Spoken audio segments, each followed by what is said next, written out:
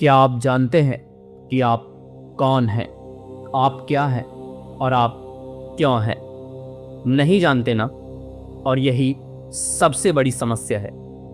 आज का विषय है आत्मज्ञान, यानी कि स्वयं का ज्ञान। वह कौन सी तपस्या है जो आपको अपने से ही मिला देती है, जिससे आप सामान्य जीवन को जीते हुए आत्मज्ञान को प्राप्त करते हैं। लेकिन यहां तो हालत बिल्कुल उल्टी है। ठीक ऐसी हालत है जैसे एक अंधा आदमी अंधेरी दीवारों वाले कमरे में किसी काली चीज को तलाश कर रहा है जो वहां मौजूद है ही नहीं। न जाने कितने व्यक्तियों की आज यही हालत है। कोई सत्य को तलाश कर रहा है, कोई परमात्मा को पाने की कोशिश कर रहा है। ना तो सत्य का कुछ पता है, न परमात्मा का, और इतना भी नहीं पता क्यों पाना है। कौन सा काम रुक गया है जो सत्य या परमात्मा की तलाश से पूरा होगा। जो मैं अभी बताने वाला हूं वो शायद आपने कहीं नहीं सुना। मैंने हमेशा आपसे एक ही बात कही है, सहज रहे। बिना सहज रहे आप कुछ भी प्राप्त नहीं कर सकते। आपके प्रयास से ध्यान नहीं घटता, आपकी कोशिशों से कुछ भी होने वाला नहीं है।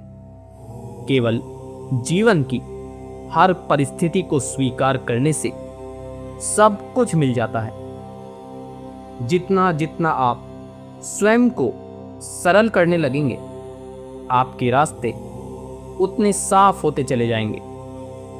कोई आत्मज्ञान को पाना चाहता है, किसी को मोक्ष चाहिए, किसी को कुंडलिनी शक्ति जगानी है, किसी को परमात्मा की प्यास है, कोई सत्य की खोज कर रहा है। आज हम इसी विषय को ठीक से समझेंगे, क्योंकि जैसे आप इसे देखते हैं, जैसे इसे समझते हैं, यह बिल्कुल भी वैसा नहीं है। आपकी कल्पना में क्या हो रहा है, इससे कोई लेना देना नहीं है। यथार्थ को समझे बिना आप आत्मज्ञान को प्राप्त नहीं कर सकते। आपकी हालत ऐसी है जैसे कोई रेत के मरुस्थल को सागर समझकर तैरने लगे।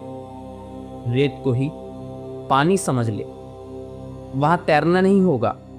वहां आपके हाथ पैर और शरीर छिल जाएगा, और जितना ज्यादा प्रयास करेंगे उतना ही कष्ट होगा, उतनी ही जलन होगी, क्योंकि वहां पानी की शीतलता नहीं है, केवल रेत की खरोंचे हैं। जहां तक मैं देखता हूं, आध्यात्म, कुंडलिनी शक्ति, आत्मज्ञान के नाम पर जो भी आप कर रहे हैं वो कभी भी आपको आनंद के सागर में नहीं ले जा सकता।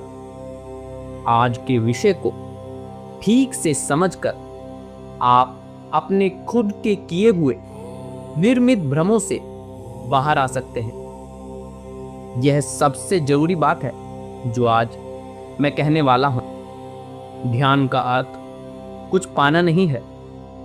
ध्यान का अर्थ है मिट जाना, अपने मन का मिट जाना। खुद के मिट जाने पर आप परमानंद को प्राप्त कर सकते हैं।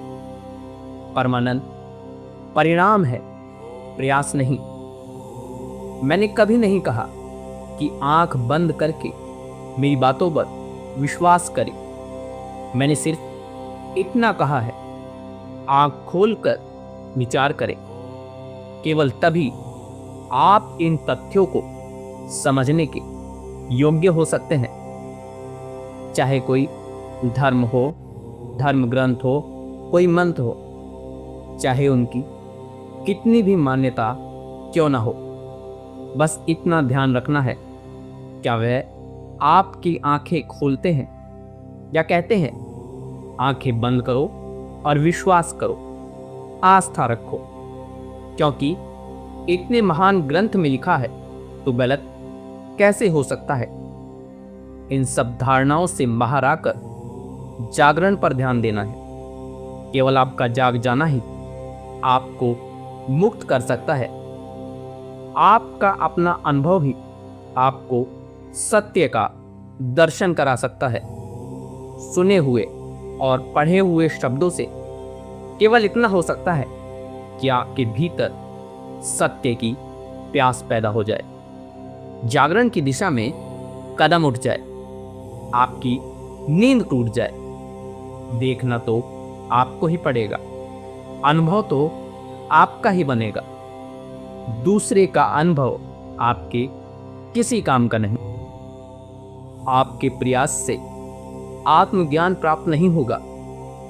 तुम्हारी हालत बिल्कुल ऐसी है जैसे कीचड़ के पानी में मिट्टी हो और उस मिट्टी को नीचे बैठाकर पानी साफ करना चाहते हो। जितनी कोशिश करोगे पानी उतना ही गंदा होता जाएगा। शांत हो जाओ, सारे प्रयास छोड़ दो। कुछ ही देर में मिट्टी अपने आप नीचे बैठ जाएगी, पानी फिर से साफ हो जाएगा। तुम्हारे सारे प्रयास उल्टा परिणाम ला रहे हैं। यह पागलपन की कोशिशें हैं। तुम्हारी दृष्टि मृत्यु पर है। जीवन को देखने और जानने की कोशिश कभी की ही नहीं। यदि मन में मृत्यु का ख्याल आ रहा है तो ऐसा मत समझो कि तुम हार गए, बल्कि पहले दिन से ही तुम हारे हुए थे। तुम्हें पता था कि जीतने वाले हो नहीं। मृत्यु को नहीं, जीवन को देखना सीखो। मृत्यु के लिए तो कुछ करना नहीं है। जब उसे आना होगा आ ही जाएगी। तुम उसे रोक नहीं सकते। तुम अपना काम करो, मृत्यु को अपना काम करने दो। एक बार स्वामी विवेकानंद एक समुद्री जहाज पर यात्रा कर रहे थे। वहां उन्होंने 90 वर्ष के बूढ़े व्यक्ति को देखा जो बड़ी लगन से चीनी भाषा सीख रहा था। विवेकानंद सोच में पड़ गए। चीनी भाषा का साधारण सा ज्ञान लेने के लिए भी लगभग 5 वर्ष लगते। 90 वर्ष का बूढ़ा, क्या वो 5 वर्ष जिएगा? और जिस लगन से वो सीख रहा था, लगता था कि वो उसका प्रकांड पंडित बनना चाहता है, जिसके लिए तो 15 वर्ष भी कम पड़ेंगे। एक दिन स्वामी विवेकानंद ने पूछ ही लिया कि आप जिस लगन से सीख रहे हैं, अगर आपने सीख भी लिया तो इस्तेमाल कब करोगे? आप 90 वर्ष के हो चुके हो, क्या लगता है और कितना जियोगे? बूढ़े ने हैरान होकर देखा और पूछा, तुम्हारी उम्र कितनी है? विवेकानंद ने कहा, 28 वर्ष। बूढ़ा और ज्यादा हैरान हो गया। कितनी अजीब बात है, मुझे 90 वर्ष की आयु में भी कभी मृत्यु का ख्याल नहीं आया और तुम 28 वर्ष में ही मृत्यु के बारे में सोच रहे हो। मुझे तो लगता है कि मैं अभी बच्चा हूं, क्योंकि मैं भी सीख रहा हूं। मौत आएगी, आती रहे, वो अपना काम करे, मुझे क्या, मैं अपना काम कर रहा हूं। फिर कौन कह सकता है कितना जिएंगे? जिस दिन हम पैदा होते हैं, मौत तो उसी दिन से ही सामने खड़ी होती है। पैदा होते हुए बच्चे भी मर जाते हैं। मेरा 90 वर्ष का अनुभव यही कहता है। हैरानी इस बात की नहीं कि हम क्यों मर जाते हैं, हैरानी इस बात की है कि हम रोज जीवित कैसे बच जाते हैं। स्वामी विवेकानंद की मृत्यु भी जल्दी ही हो गई थी। जीवन को आप किस प्रकार देखते हैं, यह आपकी समझ है।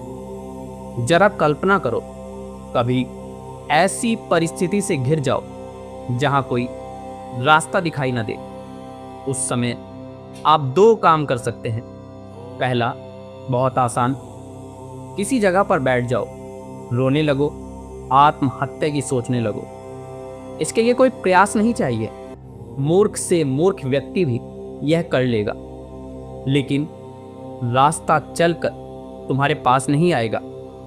तुम रोते रहो, कुछ नहीं होगा। लेकिन दूसरा रास्ता कठिन है।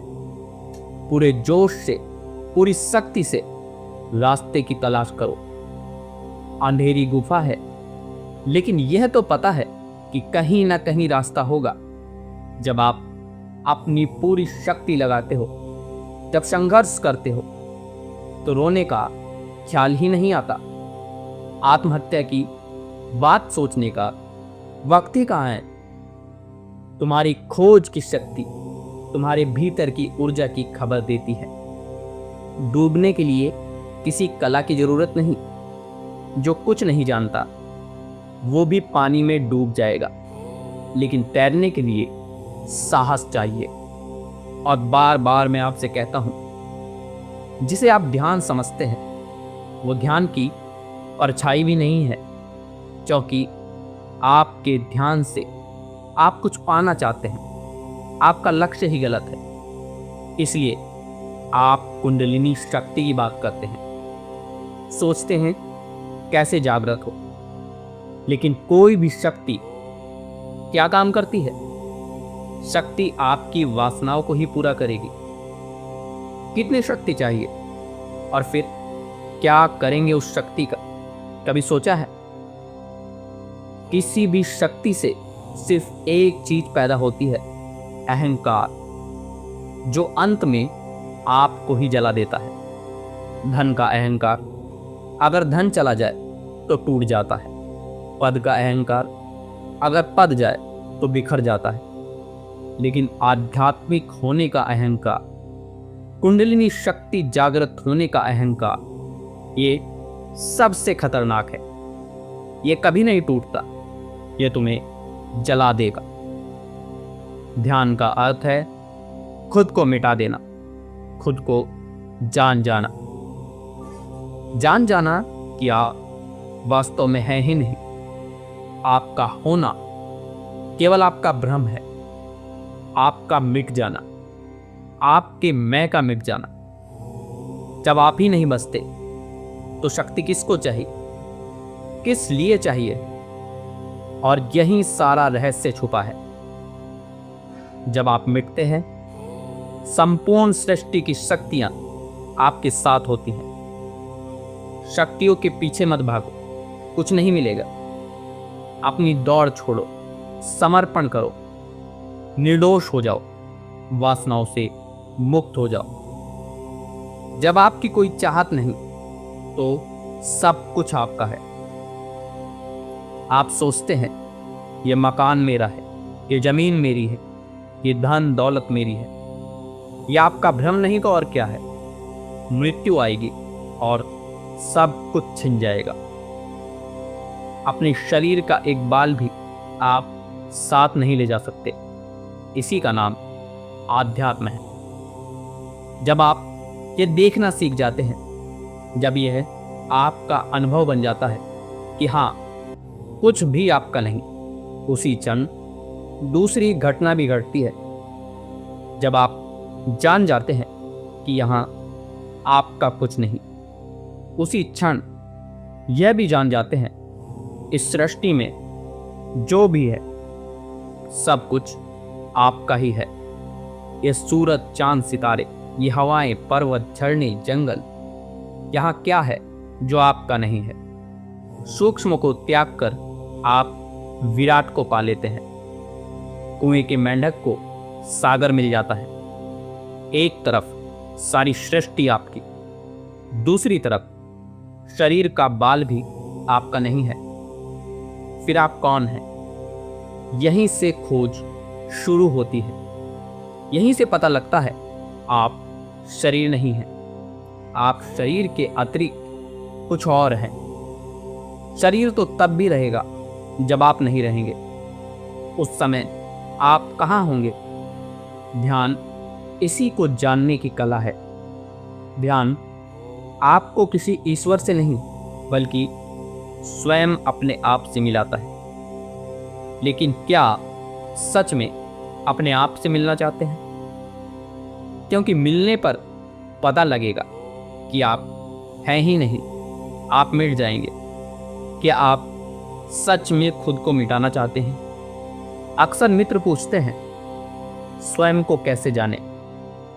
स्वयं को जानना है और मुझसे पूछ रहे हो? कोई दूसरा तुम्हें कैसे बताए कि तुम खुद को कैसे मिलो? जितना जितना दूसरों से पूछने जाते हो, उतना ही स्वयं से दूर हो जाते हो। एक छोटी सी बात समझो, किसी दूसरे को जानना है तो क्या करोगे? उससे मिलोगे, उसके साथ वक्त बिताओगे। जितना पास रहोगे उतना जानोगे। तो खुद को जानना है तो क्या करना है? कभी सोचा है, क्या आप कभी खुद के साथ रहे हैं? क्या जीवन में कुछ पल ऐसे हैं जो आपने अपने साथ गुजारे? गहरे से सोचोगे तो समझ आएगा, आपकी सारी कोशिशें खुद से दूर भागने की है, अपने आप को भूलने की है। अकेले होते हो तो कहते हो बोर हो गया। अकेलापन काटने को दौड़ता है। क्यों? क्योंकि किसी दूसरे के साथ तो रह सकते हो, लेकिन अपने साथ रहना बहुत मुश्किल है। अपने को देखना बहुत भारी पड़ता है। दूसरे से प्रेम कर सकते हो, लेकिन खुद से प्रेम असंभव लगता है। शराब किस लिए पीते हो? जहां देखो आप खुद को भूलने की चेष्टा करते हो और उसी को मनोरंजन कहते हो। कभी फिल्म देखकर खुद को भूलते हो, कभी पार्टी में, कभी नशे में, कभी लड़ाई झगड़े में।